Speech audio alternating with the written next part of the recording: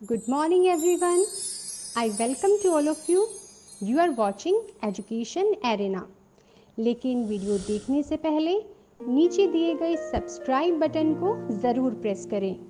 आज हम हिंदी की पाठ्य पुस्तिका झिलमिल भाग 5 का पाठ 8 करेंगे, जिसका नाम है सूरदास के पद।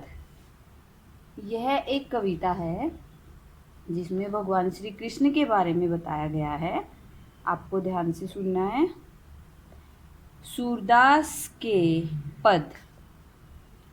मैया मोरी मैं नहीं माखन खायो, भोर भये गैयन के पीछे मधुबन मोहि पठायो। चार पहर बंसी वट भटक्यो, सांझ परे घर आयो। मैं बालक बहियन को छोटो, छीको के ही विधि पायो। ग्वाल बाल सब बैर परे हैं, बरबस मुख लपटायो। तू जननी मन की अति भोरी, इनके कहे पति आयो। यह ले अपनी लकुटी कमरिया, बहुत ही नाच नचायो। सूरदास तब बेहसी जसोदा, ले उर कंठ लगायो। बच्चों, सूरदास जी भगवान श्री कृष्ण के बारे में बताते हुए कहते हैं, हमें इस पद्यांश को सबसे पहले करना है प्रसंग। प्रसंग का मतलब होता है कि यह पद्यांश कहाँ से लिया गया है और इसके बारे में क्या बताया गया है। प्रसंग। यह पद्यांश हमारी हिंदी की पाठ्य पुस्तिका झिलमिल भाग 5 की कविता सूरदास के पद से लिया गया है। इसके कवि कौन हैं? सूरदास जी। इसमें भगवान श्री कृष्ण ने अपनी माता यशोदा से कहते हैं, हे माँ, मैंने माखन नहीं खाया। अब हम इस पद्यांश की सरलार्थ यानी व्याख्या करेंगे। मैया मोरी मैं नहीं माखन खायो, हे माता मैंने मक्खन नहीं खाया। भोर बहे गैयन के पाछे, मधुबन मोहि पठायो। सुबह होते ही आप मुझे गैया के पीछे, गाय के पीछे भेज देती हो और मैं पूरा दिन मधुबन में रहता हूँ। चार पहर बंसी वट भटक्यो, सांझ परे घर आयो। चारों पहर, दिन के चारों पहर मैं बंसी बजाता हुआ भटकता रहता हूँ और सांझ को घर आता हूँ। मैं बालक बहियन को छोटो, छीको के ही विधि पायो। मैं छोटी छोटी बाजुओं वाला बच्चा हूँ, मेरे हाथ छीके तक कैसे पहुँचेंगे। ग्वाल बाल सब बैर परे हैं, बरबस मुख लपटायो। इन सभी ग्वालों के बच्चों मेरे पीछे पड़े हैं, अर्थात मेरे शत्रु बन गए हैं। जबरदस्ती ही मेरे मुख पर माखन लगा देते हैं। तू जननी मन की अति भोरी, इनके कहे पति आयो। तू माता मन की बहुत भोली है और इनकी बातों में आ जाती है। यह ले अपनी लकुटी कमरिया, बहुत ही नाच नचायो। यह लो। अब भगवान श्री कृष्ण अपनी माँ पे नाराज होते हुए कहते हैं कि लो अपनी लकड़ी। कुछ कठिन शब्द हैं जिनका अर्थ आपको जानना है। गयन गाय, चार पहर चारों पहर, बंसीवट बंसी बजाते हुए, भटक्यो भटकता रहता हूँ, बहियन बाजुए, छीको जहाँ पर दूध टांगा जाता है, ग्वाल बाल ग्वालों के बच्चे, बैर शत्रु, बरबस जबरदस्ती, लपटायो लगा देते हैं।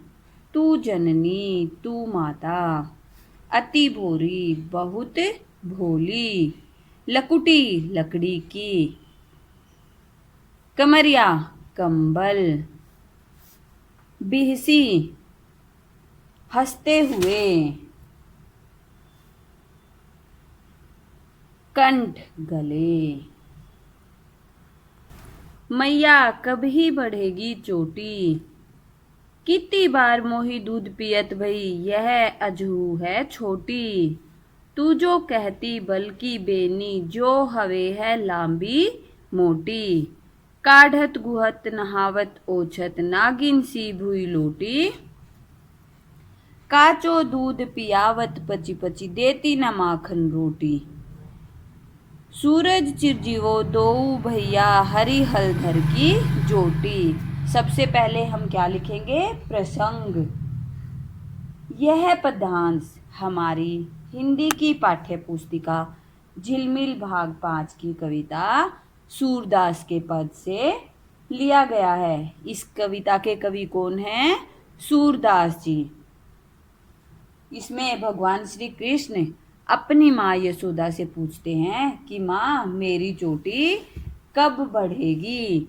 मैया कभी, सरलार्थ, अब हम करेंगे सरलार्थ। मैया कभी बढ़ेगी चोटी। भगवान श्री कृष्ण अपनी माता से कहते हैं कि माँ मेरी चोटी कब बढ़ेगी। कितनी बार मोही दूध पियत भई, यह अजहू है छोटी। मुझे कितने दिन हो गए आपको दूध पिलाते पिलाते, लेकिन यह आज भी छोटी ही है। तू जो कहती बल्कि बेनी, जो हवे है लांबी मोटी। तू तो कहती है कि बलराम भैया की चोटी की तरह मेरी चोटी भी लंबी और मोटी हो जाएगी। काढ़त गुहत नहावत ओछत, नागिन सी भुई लोटी। गूंथते हुए, संवारते हुए, नहलाते हुए मेरी चोटी भी नागिन की तरह पृथ्वी पर, धरती पर लेटेगी। काचो दूध पियावत पची पची, देती न माखन रोटी। यह कहकर आप मुझे रोज कच्चा दूध पिलाती हैं और कभी भी मक्खन और रोटी नहीं देती। सूरज चिरजीवो दोऊ भैया, हरी हलधर की जोटी। पद के अंत में, इस पद्यांश के अंत में सूरदास जी कहते हैं कि कृष्ण भगवान और हलधर बलराम की जोड़ी सदा चिरंजीवी रहे, हमेशा बनी रहे। कठिन शब्द देख लेते हैं। चोटी यानी बालों की लट। कितनी बार, कितनी बार। पियत, पीते हुए। अजहू, आज भी। बल, बलराम भाई। बेनी, चोटी। लांबी, लंबी। काढ़त, संवारते हुए। गुहत, गूंथते हुए। नहावत, नहाते हुए। ओछत, तेल लगाते हुए। काचो, कच्चा।